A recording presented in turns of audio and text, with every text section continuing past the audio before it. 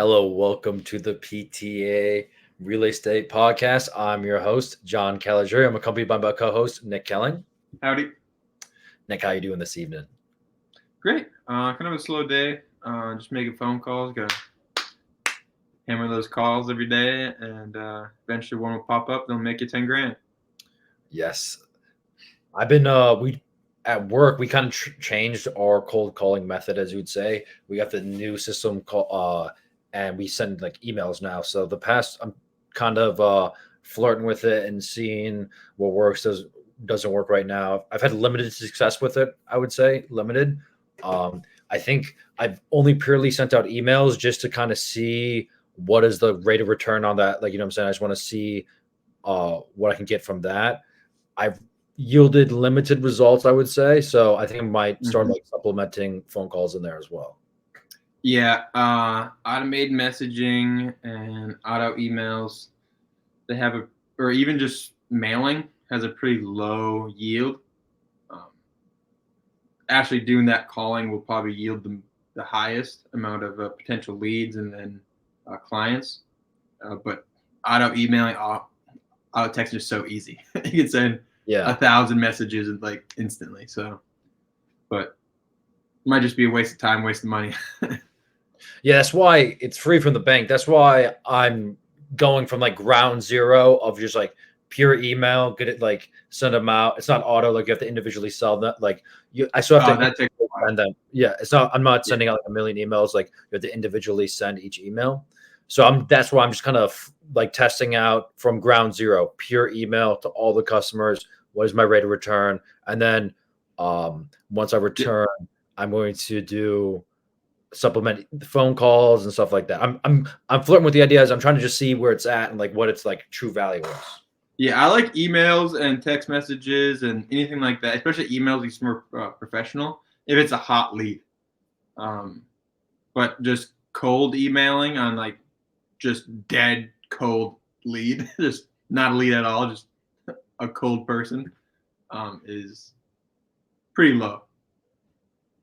Yeah, what I'm thinking about doing is doing the lead with the phone call and then send a follow-up email like, hey, like I just reached out to you via the phone. I would love, like, you know what I'm saying? I'm thinking about reversing the process, doing the phone call, send the email. So the leads that you get at the bank, those are people that fill out something that is wanting something from the bank, correct? I don't know. I honestly, truly don't know where the leads come from. Okay. They're just because cold emailing is literally looking up public records, random people's emails and phone numbers that live within the area. I think the bank can do that. Yeah. I think legally, I think you have to be a qualified person to do it because I don't think you can just look up. I know you can't do that because in the beginning at my last branch it was way slower. I asked if I could buy my own leads, and they're like, no, you cannot do that. Okay. Yeah. So I'm sure it's I know it's like vetted, insured source. Yeah. So probably the leads that you're getting, probably email will probably have a pretty high yield, or even calling will probably have a higher yield. But yeah, that's what I'm thinking. Like if I see something like when after the phone call, give them an email like, hey, love to like that, or if like they were in the branch or whatever, and I missed them, like following, like, hey, I saw you were in the branch today. I just want, like, you know what I'm saying, like that type of stuff. Oh yeah. Yeah, so that's what I'm thinking about. Like I said, I'm going from ground zero. I'm going to play with it. We can actually talk about like how it progresses and stuff on the pod and like the results that it yields. And the most important is like, how are you sending the email? What are you saying in the email? Not going, make sure that you assert yourself in a way that like, hey, I'm here to help you, but not sound desperate, because nobody wants to do business with someone that seems desperate. Yeah. That's true. The only person that wants to do business with someone who seems desperate is a recruiter for the United States Defense Force. That or the potential client has like a 300 credit score. Yes. And they're also desperate. Yes. If you're pushing a product where the person needs limited to no credit and you get limited to no commission, but you want to take your girlfriend out to that steakhouse, you want desperate people because you're just as hungry. A hungry dog always runs faster. Yep, yep. Yes. So do you want to get into the article today? Yep. If you want to introduce it. Yeah, let me pull up real quick. So this is from CNBC. It's titled "The Mortgage Demand Climbs to the Highest Level in 5 Weeks After Interest Rates Move Lower." And I think this is what we kind of talked about earlier, like a couple of weeks ago, where I said I did not want interest rates to drop because I don't want to go into an inverted curve. Because I said as soon as it drops a sliver, demands and skyrocket again. So I just want to pat myself on the back. I'm turning the camera. I was correct. So I mean, yeah, that's just how it is. that's what I'm saying. I just want to say I called it how I see it, and I see it correctly for all the listeners out there. Yeah. If you follow us on Instagram, I did the post, and like a bunch of people do the post where Rocky's running, Yeah. and it's like he's the interest rates, and then interest rates drop, and like more the people start following him and stuff like that. That's how it always is. Let it be known, the boys from the Yeah. PTA Real Estate Podcast somewhat know what they're doing.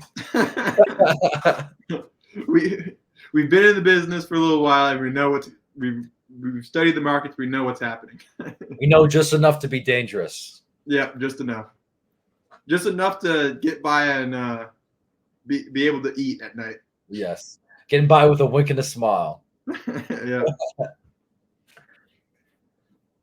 Yeah, but I think this is kind of like a trend. I'm hearing that people are thinking that they keep on dropping lower, and like I said, like I'm going to continue to hammer this drum. If rates go lower, demands can go higher, and prices are going to continue to skyrocket, and then we're going to be really looking at a bubble.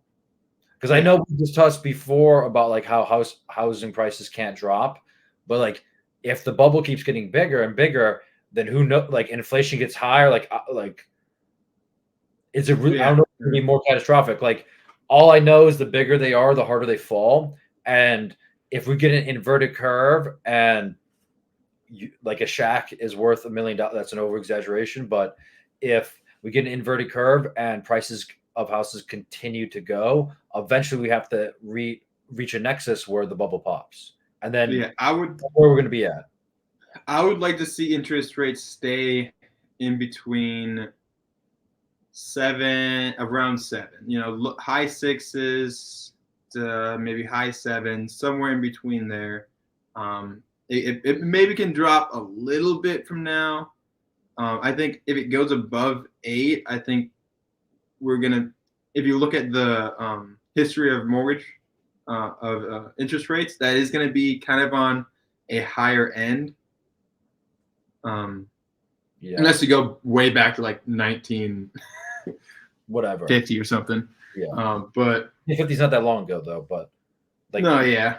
1900s. But like modern interest rates, I think, yeah, if it goes to high 8s, this is going to be a little too high. I would like to have it stay the high 7s, the high 6s, somewhere in between there. And I think if it drops to high 6s, we're going to see, you know, an increase in people who wanted to buy, but it's not going to do the reverse curve. I think if it drops to maybe the low 6s, high 5s, I think we are going to see that. In Houston, just looking at properties every single day, I've seen, because the interest rates are gone up, the prices have gone down.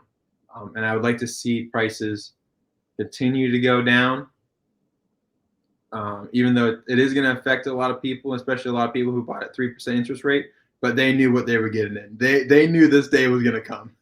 I disagree with that. They knew that day was going to come, but I completely disagree with that just by the people I speak to on a daily basis. But I would say a sensible people who knew what they were doing knew this day was going to come. They knew what they were doing.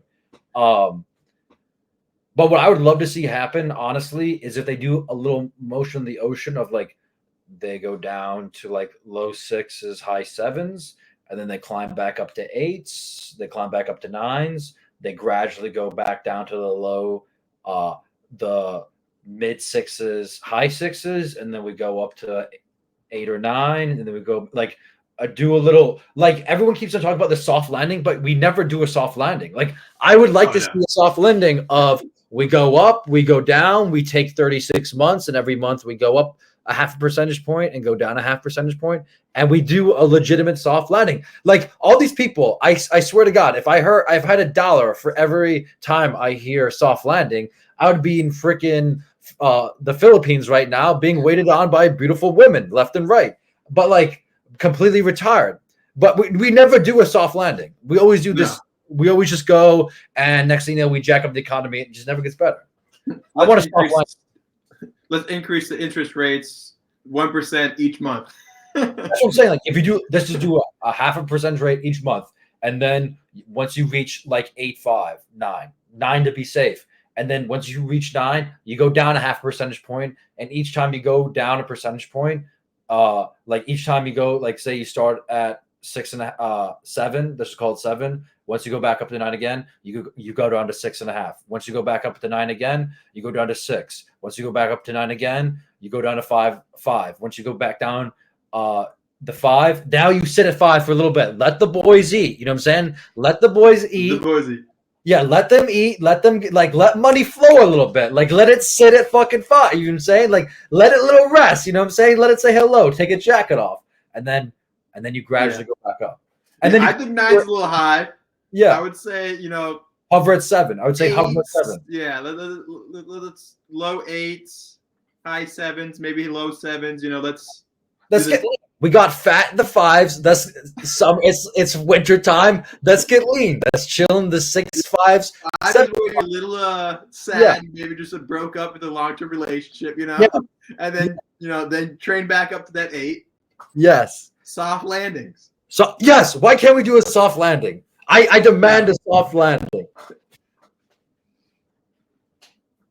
No, but right now, right now is the time to buy. It's not going to go to the 8, the 9s and stuff like that. I was wrong on that. I know I patted myself earlier. I said I hope it goes up. I think it's going to go up. I was wrong. So I'll pat myself on the back and hold myself accountable as well. It's going to stay at the lows. The high 7s, a little of the 8s. Hopefully not go above that. Yeah. But right now is the time to buy. Things have gotten low. And in the Houston markets, we're seeing supply go up on market and off market housing. Pending listings have gone up. Closings have gone up. So right now is the time to buy. Right now. Yeah. Really, in the past, really month, 2 months is the time to buy. I think after the election, obviously, any time is a good time to buy a home. Obviously, it's a realistic, hard asset. I can go down the litany, but I honestly think the market is so unstable. Right now, you don't know if it's going up or down. What's going to happen? There's so many you have crazy things always happen around election time. Yes, I was saying so much craziness is happening. I want to see. You know what I'm saying? I don't want to jump in. I kind of want to be like, hey, how does this play out in this situation before I lock into a 30-year mortgage at 8% guarantee? You know what I'm saying? Obviously, off-market deals exist. Obviously, there's always a good time. You could always work out the numbers or find a way to make real estate work. If you do it sensibly, and there's always a time to buy real estate, but there's always a deal to be made. Yeah, there's always a deal out there. This is America, hoorah! Capitalism 101.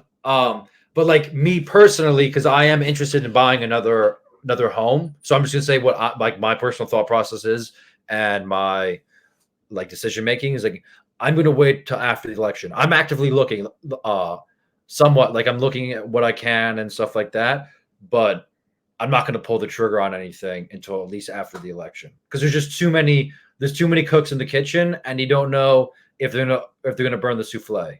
I just don't, and also I don't trust these cooks to wash their hands or pick their nose. Yeah. Yeah, I mean, it's always a good time just to look at the market, look on Zillow, look at your local MLS, check it out. Maybe Yeah. even document, save houses and stuff like that that's been on the market for a while, and just see, hey, is these prices going to go up or down? And it's always good to get pre-approved. Like the moment you can get pre-approved, get that process. So then now you're just not daydreaming. Now you're thinking of like, okay, Yeah. this is what my actual budget is. Like I'm not like I don't get bored. Now I'm looking, I've done this. I got bored. Next thing you know, of analyzing deals, next thing you know, I'm looking at houses in LA, thinking about all the parties that have there. So like as long as you're going to close the deal within 3 months. Yeah. Because the pre-approval is only good. I'm not saying like I'm just saying being spitting distance away. Yeah. Because like there's a million people out there who can't have the money and they're just waiting. You know what I'm saying? Like they have they can get pre-approved for a home. Like they have their finances set up so they could afford to buy a home, but they're just putzing around on getting pre-approved and getting it done. Is what I'm about to say. Yeah, I actually talked to a lot of people, especially people who just wander into open houses and stuff like that. They're like, "Oh yeah, I'm interested in buying a house in like 2 to 3 months." I'm like, "Oh, it's perfect time to get you should got pre-approved last month if it's 2 months out." And they're like, "Wait, what? I was thinking of just getting approved like 2 weeks before I was thinking of buying a house." I'm like, "What? you are not going to hit your timelines." Yeah. And then you just sit down and actually be like, "Hey, 3 months out, we're going to do the first step of getting that pre-approval. And then we're going to spend probably a month of looking at a house. Then it's going to take you a month of being in escrow. And then we have that month of a wiggle room." Yeah. But I mean, people last 2 days for sure. Like, 1 week, you're going to get pre-approved and closed, move in the house. Like, no. They're living in La La Land. Yeah. Yeah. The underwriter is not even going to get it.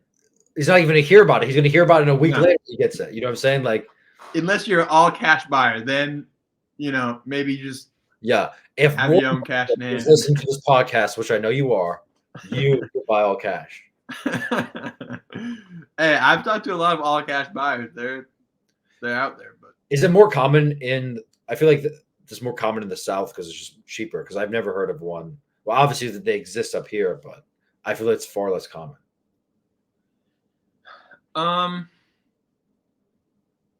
So a lot of times it's people who real estate is their job.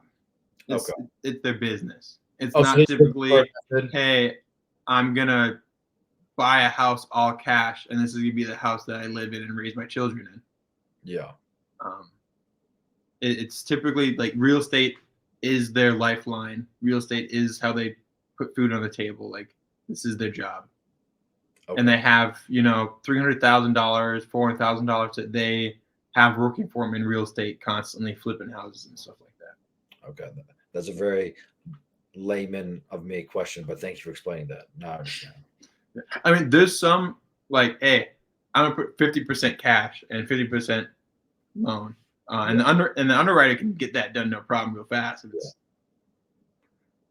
Yeah, it's crazy. Nick, I know you got to go to class soon. Do you have anything else you want to add? 3 months. 3 months. Want to close on a house in 3 to 4 months? Text me. And anywhere in the United States, and I'll hook you up with a good realtor. Nick, if you're in Houston, I personally can help you. Even if you're spitting distance from Houston, go visit with Nick. He will make it worth your while. Put you on this podcast too.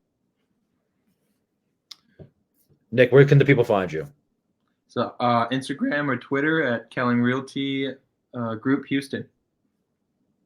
And please go to Instagram and follow the pod at PTA Real Estate Podcast.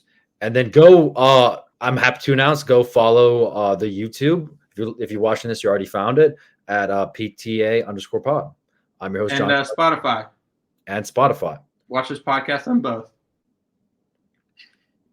I don't think we've posted to Spotify yet. I have not figured that out. So, thank you for listening and have a wonderful evening.